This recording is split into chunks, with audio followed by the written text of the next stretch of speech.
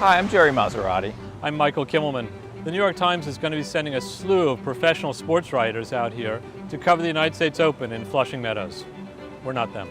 We're not professional sports writers, and God knows we're not professional tennis players.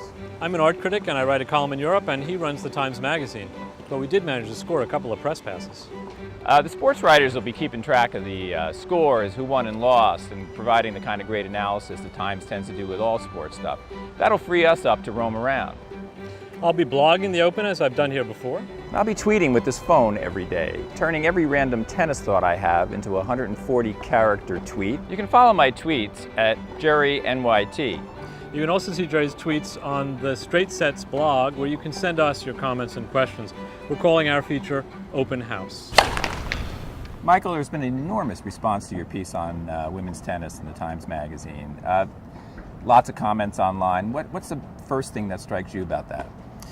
I noticed there were a lot of comments about steroids and drug taking, and I do think this is one of these issues that's maybe going to explode one day in tennis. Not so much that there's definitely usage, but I think it's out there as a question, and the question of whether the men and women are tested as effectively as they are in other sports like baseball now. You know, I have to tell you, it's one of these things. I'm just not a moralist about steroids. I think these athletes have 5-6 years to get things done, and you know they're going to use any means necessary to do it. And it's less a matter of performance enhancement and more a matter of recovering faster from injuries. Probably people would respond to say that you know, it's a question of if some people do it, then other people feel pressure to do it, and that creates a different environment. But in any case, the injuries is of course the big issue.